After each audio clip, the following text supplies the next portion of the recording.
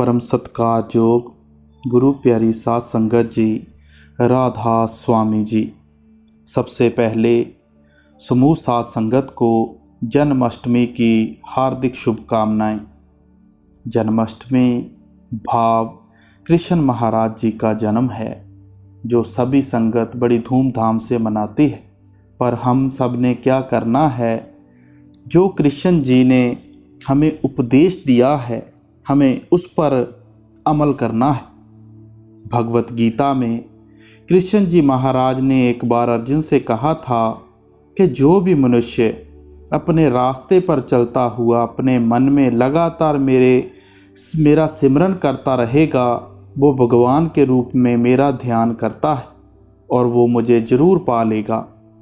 हमें उनके वचनों पर, उनकी सिखाई हुई बातों पर, उनके उपदेश पर चलना है। आज का सत्संग कर्म सिद्धांत और हुक्म पर है।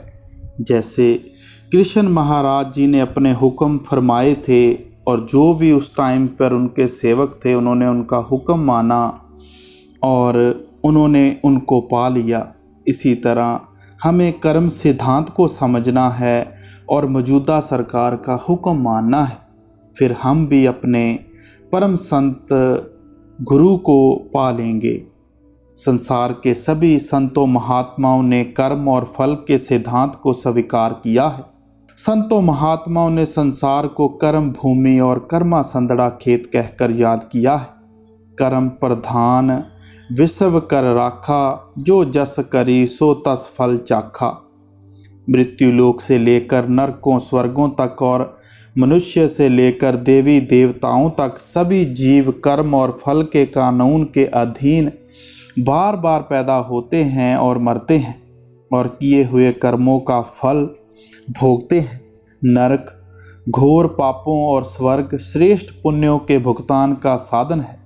गुरु नानक साहब कर्म और फल के बारे में कहते हैं, ददे दोष न देऊं किसे दोष कर्म अपनिया, जो मैं किया सो मैं पाया दोष न दीजिए अवर जना। फरमाते हैं कि परमात्मा को दोष देने के स्थान पर यह समझने का यत्न करना चाहिए कि परमात्मा ने मन मर्जी से नहीं, हमारे पहले किए हुए कर्मों के आधार पर हमारी किस्मत लिखी है। काया के बिना कर्म नहीं और कर्म के बिना काया नहीं। सुख दुख, रिश्ते नाते, अमीरी गरीबी, मान अपमान आदि सब का आधार हमारे अपने पहले किए हुए कर्म हैं। भगवत पुराण में भगवान कृष्ण उद्धव को उपदेश करते हैं कि जो कीड़ा तू सामने जाता हुआ देख रहा है वह अपने किए हुए कर्मों के कारण कई बार ब्रह्मा और इंद्र बन चुका है। महाभारत में आता है कि धृतराष्ट्र अपने 106 जन्म पहले किए हुए कर्म के कारण अंधा पैदा हुआ था। कर्मों को आम तौर पर पुण्य और पापों में बांटा जाता है।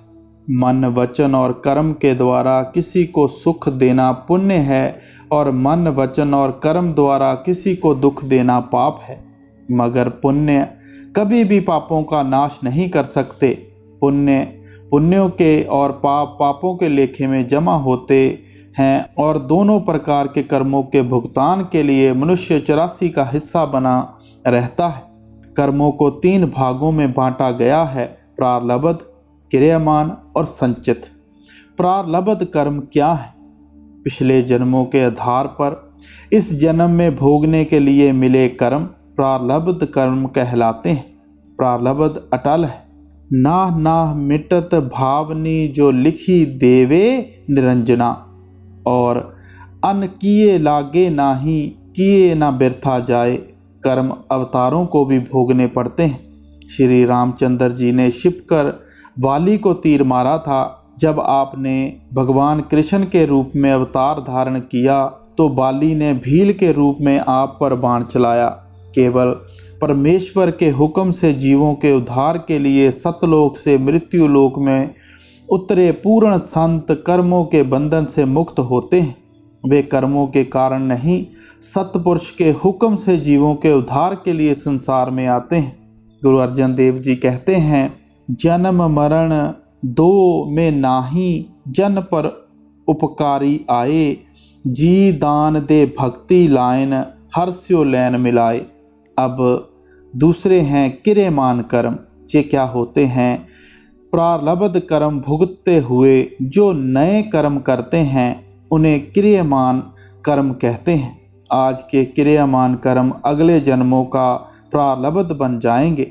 संचित कर्म, हम एक जन्म में अनेक कर्म करते हैं पर बहुत कम कर्मों का फल भोगते हैं, जिस कारण हर जन्म के बिना भोगे कर्म जमा होते रहते हैं। इन्हें संचित कर्म कहा जाता है। मनुष्य का असली बंधन उसके कर्म हैं, क्योंकि जब तक सारे कर्मों का नाश नहीं होता आत्मा बंधन मुक्त नहीं हो सकती। गुरु अर्जन देव जी की वाणी है, अनेक कर्म किए बहु तेरे, जो कीजे सो बंधन पेरे।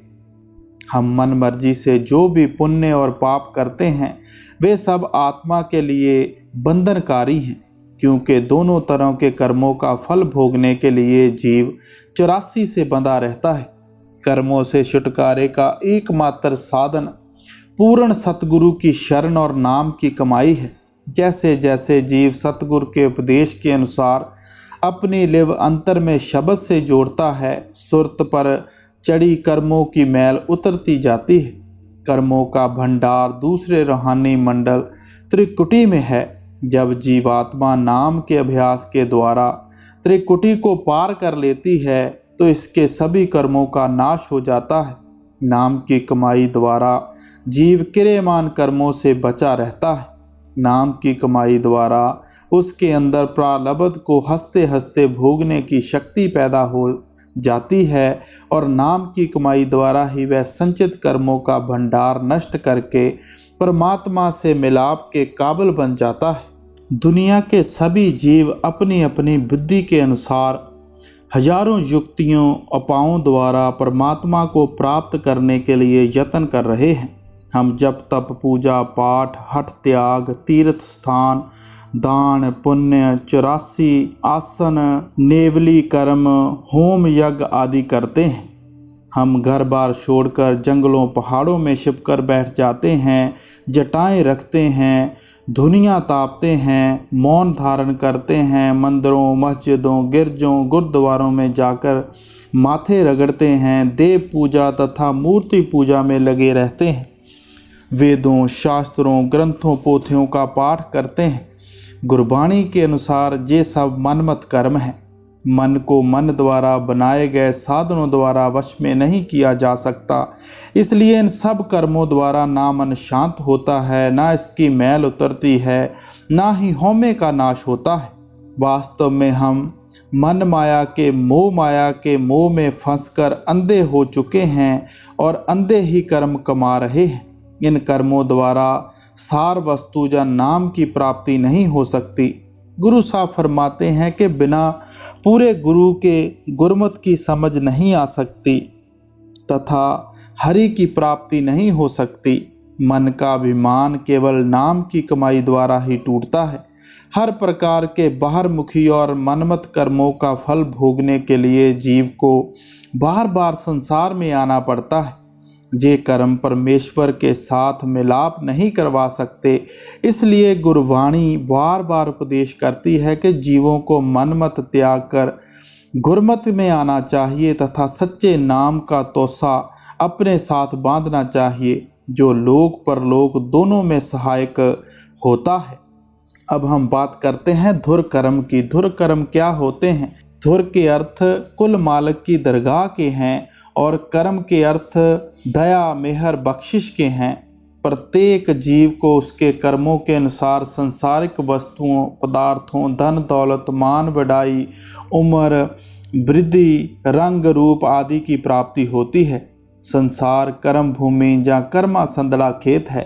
प्रत्येक जीव अपने अच्छे बुरे किए हुए कर्मों का फल भोगने के लिए बार बार 84 के जेल खाने में आता है। इसलिए हम अच्छे या बुरे कर्मों के कारण जन्म मरण के दुखों से नहीं बच सकते। देवी देवता भी कर्मों के अधीन हैं और स्वर्ग नरक भी कर्मों का फल भोगने के लिए ही स्थान है। जब कर्मों का फल समाप्त हो जाता है तो जीव को दोबारा इसी 84 के जेल खाने में जन्म लेना पड़ता है।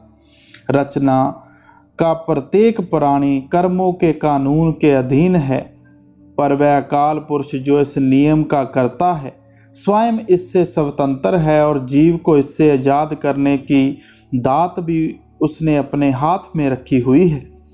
जब अकाल पुरुष स्वयं किसी जीव को रचना से आज़ाद करके अपने साथ मिलाना चाहता है तो उसकी खलासी का सामान तैयार होता है। धुर कर्म के साथ सतगुरु मिलता है, धुर कर्म के साथ नाम की प्राप्ति और नाम की कमाई होती है और परमेश्वर के साथ मिलाप होता है। दुनिया के सब जीव कुल मालिक ने स्वयं पैदा किए हैं। वह जिसको चाहता है गुरमुख बना देता है, जिसको चाहता है मनमुख बना देता है। जीव अंधा है और अज्ञानता के अंधेरे में फंसा हुआ है।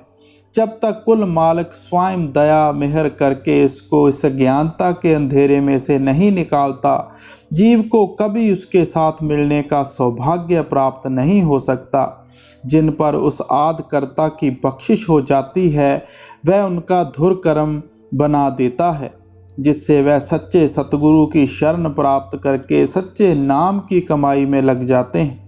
जिनका वह धुर कर्म ही नहीं बनाता वह यहाँ भी भ्रमों में फंसकर भटकते फिरते हैं। एक भरम भुलाए एक भक्ति राते तेरा खेल अपारा। गुरबाणी में हुक्म अकाल पुरुष की रजा या भाणा प्रकट करता है। जो उस परमेश्वर की मौज है, जो उसको भाता है वही करता है। जो भी वह करता है सो भला है। यह रचना उस रचनाकार करतार कर्ता पुरुष का खेल है। वह अपने हुक्म या नाम द्वारा इस सृष्टि की रचना करता है और हुक्म द्वारा ही इसका प्रबंध चला रहा है। जगत की उत्पत्ति, जीवों की उत्पत्ति, आकारों की रचना, आवागमन का चक्कर और मुक्ति की प्राप्ति सब कुछ परमेश्वर के हुक्म में होता है। जो कुछ हो रहा है विधि और न्यायपूर्वक है। जीव के लिए उचित है कि वह मनमत के ऊपर चलने और होमे भरे कर्म करने के स्थान पर अकाल पुरुष के हुक्म में आए तथा हुक्म रज़ाई कर्म करे। हुक्म रज़ाई चलने वाला जीव परमेश्वर के लिए कार्यों में दोष निकालने के स्थान पर स्वयं को उसके हुक्म या रज़ा में लाता है। वह प्रारब्ध को भी धैर्य, संतोष और प्रसन्नता पूर्वक भोग लेता है और संसार में आने के अपने असली मंतव्य को भी पूरा कर लेता है। जीव का मनुष्य चोला धारण करने का असली मंतव्य यह है कि वह नाम की कमाई करके दोबारा अपने स्रोत के साथ संबंध जोड़े। नाम की कमाई करना ही परमेश्वर के हुक्म को मानना है। एक को नाम हुक्म है नानक, सतगुर दिया बुझाई जियो। कि वह काल पुरुष अपना हुक्म मनवाने के दया मेहर आप करता है। जिसको वह हुक्म मनवाता है आप ही उसके अंदर गुरु का शब्द बसा देता है। हुक्म जिनानु मन्या तिन अंतर शब्द बसाया। गुरबाणी में भाणे का संबंध कुल मालिक की रजा, मर्जी, इच्छा या प्रसन्नता के साथ है। अर्थात जो उसको भाता है वही होता है, वही होना है और वही भला है। संसार स्वयं ही पैदा नहीं हुआ, यह कुल मालिक की रजा का खेल या लीला है और उसकी रजा या भाणे के अनुसार ही संसार चल रहा है। जीव के लिए भाणे का यह अर्थ है कि वह मालिक के हुक्म और उसके भाणे या रजा को प्रसन्नता से स्वीकार करे। हम लोग ना दुख सहन कर सकते हैं ना सुख। सुख दुख दोनों में अडोल रहते हुए मालिक की भक्ति में लगे रहना उसके भाणे में आना है। जो बात मन बुद्धि के साथ ठीक सिद्ध ना हो सकती है उसको भी मालिक की मौज समझकर खुशी खुशी स्वीकार कर लेना भाणा मानना है। जब कुल मालिक सर्वशक्तिमान, सर्वव्यापक और सर्वज्ञाता है तो उससे गलती कैसे हो सकती है। इसलिए अगर मालिक की मौज मन की चाह के विपरीत हो तो भी उसको प्रियतम की दात समझना चाहिए। इस प्रकार करने से भारी संकट भी प्रसन्नता पूर्वक सहन किया जा सकता है। ओहो सुख ओहा वड्याई जो प्रभ जी मन भाणी। तन मन धन की सेवा कर लेना आसान है, किसी हद तक नाम की कमाई कर लेना भी आसान है, पर मालिक या सतगुरु के भाणे में आना बहुत कठिन है। यह अवस्था पूर्ण गुरुमुखों को ही प्राप्त होती है। गुरु साहबान ने, सूफी फकीरों ने, मालिक के भक्तों प्रेमियों ने मालिक के प्यार में भाने में रहने की जिंदा मिसालें बनकर दिखाया। भाना मानना निर्बल हृदय का खेल नहीं, केवल सच्चे सूरमा, सच्चे भक्त, सच्चे प्रेमी ही परमेश्वर के भाने में आते हैं। जीव अदृष्ट वाहिगुरु के भाने से परिचित नहीं है। भाने में रहने की युक्ति और सामर्थ्य जीव को किसी पूर्ण परम पुरुष की शरण में जाकर प्राप्त होती है। सतगुरु के भाने में आना ही अकाल पुरुष के भाने में आना है। हुक्म प्रभु की इच्छा का भी सूचक है। जिस विधि या युक्ति के अनुसार वह इच्छा काम कर रही है उसका भी सूचक है। जब संत महात्मा यह कहते हैं कि जो कुछ हो रहा है प्रभु की इच्छा के अनुसार हो रहा है, तो इसका यह भाव है कि प्रभु की इच्छा से प्रकट हुआ संसार उस प्रभु द्वारा सृजित नियम या विधान के अनुसार चल रहा है। गुरु नानक साहब जपजी की दूसरी पौड़ी में समझाते हैं कि जगत की उत्पत्ति, जीवों की उत्पत्ति, रचना के समस्त आकारों की उत्पत्ति, आवागमन के बंधन में बंधे रहने की मजबूरी या प्रभु से मिलाप की बढ़ाई आदि सब कुछ प्रभु के हुक्म के अनुसार हो रहा है। संत नामदेव जी कहते हैं, सबो हुक्म हुक्म है आपे, वह प्रभु हुक्म रूप है और जो कुछ हो रहा है उसके हुक्म द्वारा हो रहा है। गुरु नानक साहब कहते हैं, हुक्मी हुक्म चलाए रहो, यानी अपनी इच्छा द्वारा बनाए गए जगत को वह प्रभु विधि पूर्वक और ठीक ढंग से चला रहा है। उस प्रभु ने जो भौतिक, नैतिक और आध्यात्मिक नियम बनाए हैं वे सब सारे संसार पर समान रूप से लागू हैं। गुरु अमरदास जी कहते हैं, एक को अमर एक पातशाही, जुग जुग सिरकार बनाई है। गुरु नानक साहब भी यही कहते हैं, चौ दिसे हुक्म वर्ते प्रभ तेरा, चौ दिसे नाम पताल, सब में शब्द वर्ते प्रभ साचा, कर्म मिले बेयाग। सारी सृष्टि का स्वामी वह प्रभु है और सृष्टि में व्यापक उसका नियम भी एक है। यह नियम या विधान अनाद और परिवर्तन रहित है।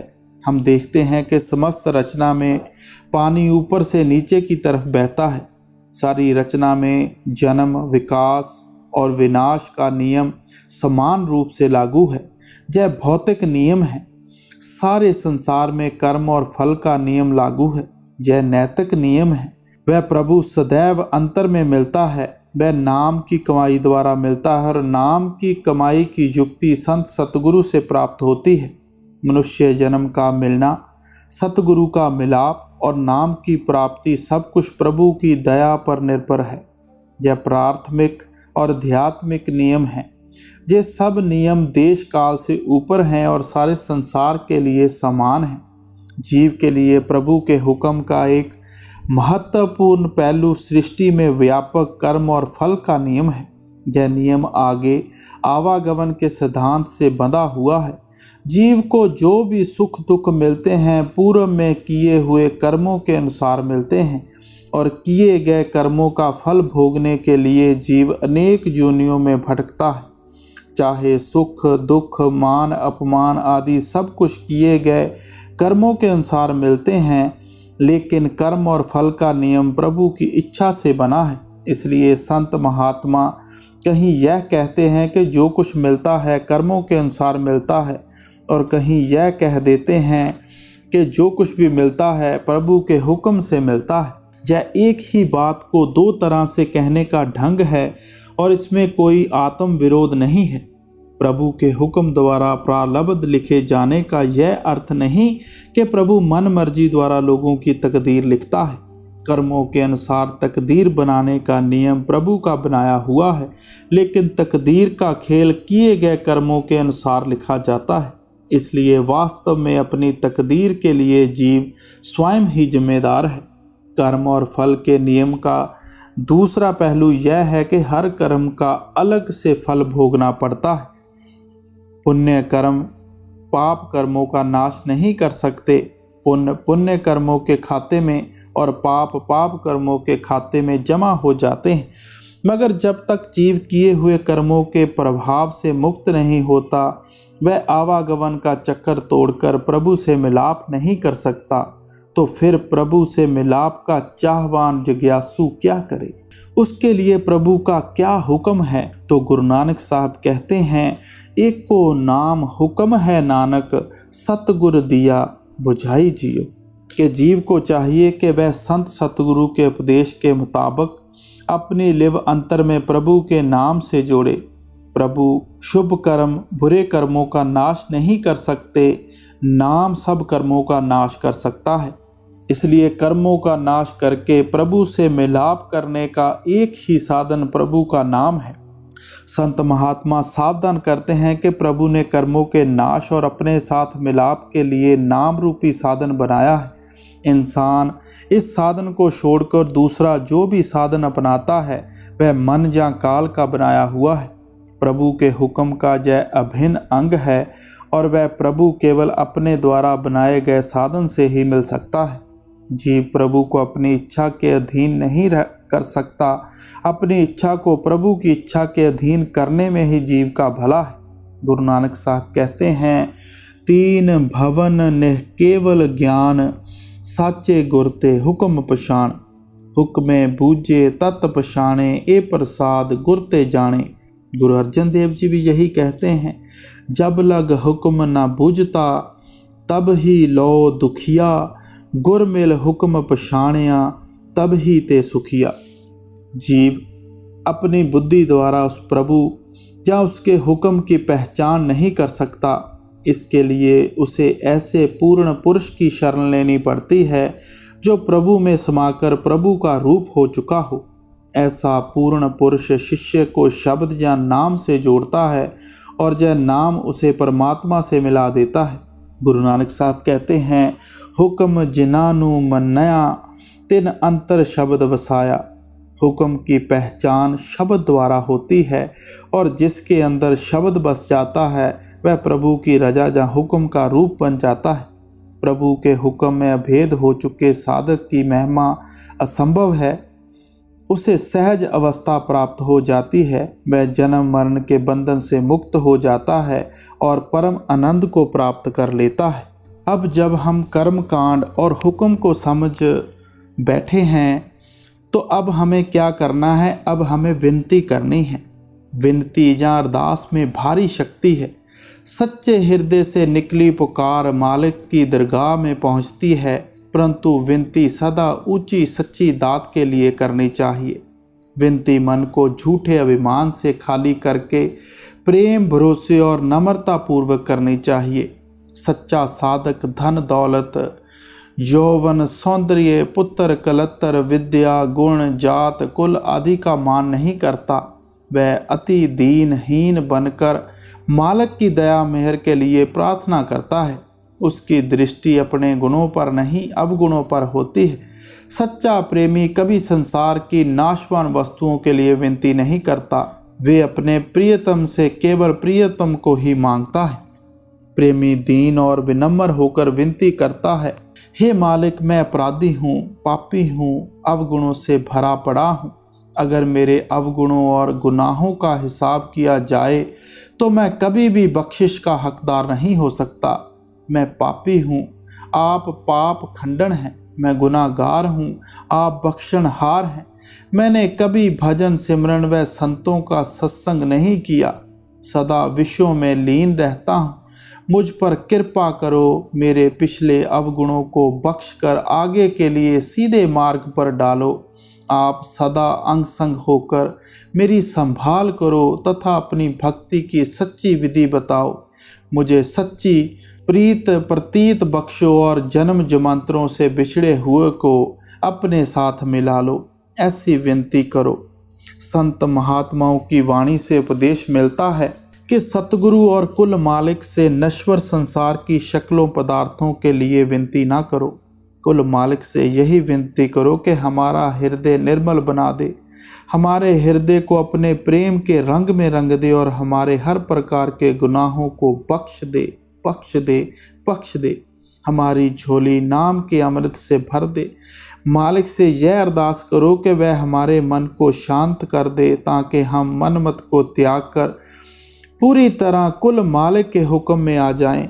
कुल मालिक से यह अरदास करनी चाहिए कि वह हमें प्रेम, नम्रता और रज़ा की मूर्ति बना दे। गुरु अर्जन देव जी कहते हैं, विण तुद होर जे मंगना, सिर दुखां के दुख, दे नाम संतोखिया, उतरे मन की भुख।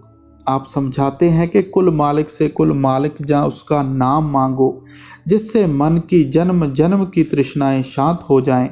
विनती या प्रार्थना का असल भाव अपने ध्यान को हर तरफ से हटाकर कुल मालिक की ओर मोड़ना है। विनती और प्रार्थना का अर्थ कुल मालिक की शरण लेना है और अपने आप को बिना शर्त उसके हवाले कर देना है। निर्बल की सबसे बड़ी शक्ति उसकी अरदास है। निर्बल का सबसे बड़ा बल उसका अपने आप को कुल मालिक के सुपुर्द कर देना है। समर्पण ही सच्ची अरदास है। सतगुरु का असल स्वरूप शब्द है और परमात्मा का असल स्वरूप भी शब्द है। इसलिए संत सतगुरु के बताए हुए उपदेश के अनुसार मन को भजन सिमरन में लगाना और मन आत्मा को आँखों के पीछे एकाग्र और स्थिर करके अंतर में शब्द में लीन करना ही प्रभु और सतगुरु के आगे की गई सच्ची अरदास है। यह अरदास कुल मालिक की दरगाह में फौरन सुनी जाती है। बाबा जैमल सिंह जी महाराज अपने पत्रों में लिखते हैं कि जब कोई साधक ध्यान को शब्द से जोड़ता है तो फौरन सचखंड में उसकी खबर हो जाती है। बाकी हर किस्म की अरदास इस सच्ची अरदास तक पहुंचने के लिए ही की जाती है। भिखारी अपनी बल या चतुराई से रजा या दाता से कुछ नहीं ले सकता। वह नम्रता पूर्वक विनती करता है। वह बार बार दया के लिए पुकार करता है। वह प्रभु सर्वशक्तिमान और सर्वज्ञाता है। हम उससे जो कुछ भी प्राप्त कर सकते हैं केवल उसकी दया मेहर द्वारा ही कर सकते हैं, अपनी बल बुद्धि द्वारा नहीं। इसलिए परमार्थी को अति दीन और निर्बल भिखारी की तरह उस प्रभु रूपी शहंशाह के आगे अरदास करनी चाहिए। सो गुरु प्यारी साध संगत जी, आज का बड़ा ही महत्वपूर्ण और जन्माष्टमी स्पेशल सत्संग हमने श्रवण किया, जिसमें हमने कर्मकांड को समझा, हुक्म को समझा और विनती, अरदास, प्रार्थना कैसे करते हैं इसको समझा। अब इसको अमल में कैसे लाना है ये हम सबको खुद सीखना पड़ेगा। मौजूदा संत सतगुरु की सब पर दया मेहर बनी रहे और गुरु साहब का सब पर आशीर्वाद रहे। राधा स्वामी जी।